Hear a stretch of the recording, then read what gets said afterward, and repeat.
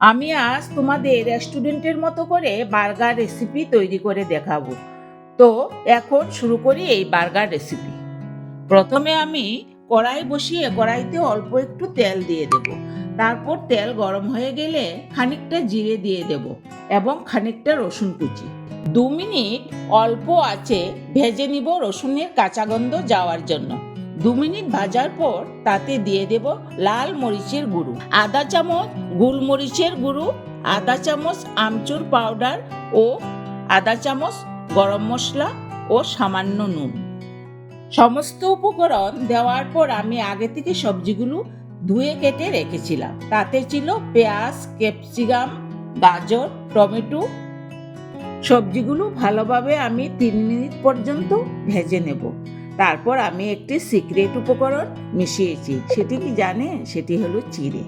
আগে থেকে আমি ভিজিয়ে রেখেছিলাম।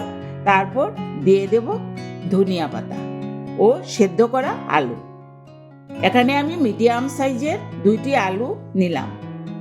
আপনারা বুঝে নেবেন, বেশি বানালে বেশি নেবেন আর কম বানালে কম। এখন সমস্ত উপকরণগুলো আমি ম্যাশ করে নেব। সবজিগুলো ঠান্ডা হওয়া পর্যন্ত আমি অপেক্ষা করব। এদিকে আমি একটি ব্যাটার বানিয়ে নেব। তার জন্য লাগবে আমার আধা কাপ কর্নফ্লাওয়ার ও আধা কাপ ময়দা, অল্প নুন ও ফ্লেভারের জন্য ধনিয়া পাতা। কর্নফ্লাওয়ার না থাকলে আপনারা রাইস পাউডারও ইউজ করতে পারেন। অল্প জল দিয়ে একটি ব্যাটার বানিয়ে নেব। ব্যাটারটা মিডিয়াম করে বানিয়ে নেব।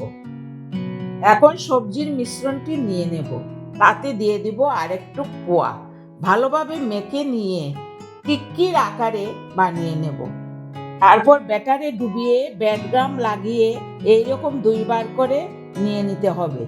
এরকম করলে টিক্কিগুলো ক্রিস্পি হবে। তারপর কড়াইতে তেল দিয়ে ভালোভাবে টিক্কিগুলো ভেজে নিতে হবে। আপনারা চাইলে তাওয়াতেও অল্প তেল দিয়ে করতে পারেন। যতক্ষণ পর্যন্ত গোল্ডেন ব্রাউন না হয় ততক্ষণ পর্যন্ত ভেজে নিতে হবে। এখন বানগুলোকে 2 টুকরো করে কেটে নিয়ে অল্প বাটার লাগিয়ে টোস্ট করে নেব, যতক্ষণ পর্যন্ত গোল্ডেন ব্রাউন না হয়ে যায়। এই দেখুন, আমি ভালোভাবে টোস্ট করে নিয়েছি। তারপর এগুলোকে একটি পাত্রে তুলে নিতে হবে। দেখুন আমি কিভাবে রাখলাম। আমি বার্গারের উপরের অংশে ভালোভাবে মেয়োনিজ স্প্রেড করে নিলাম। তারপর দিয়ে দিলাম গ্রেট করে চিজ।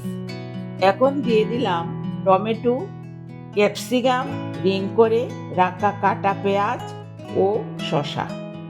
পুদিনা পাতা দিয়ে টিক্কি লাগিয়ে একটু প্রেস করে দেব। এখন নিচের পার্টগুলিতে লাগিয়ে নেব টমেটো সস ও পুদিনার চাটনি।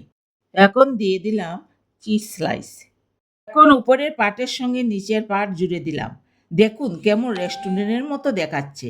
আমি তার উপরে একটি টুথপিন লাগিয়ে দিলাম যাতে খুলে না যায়।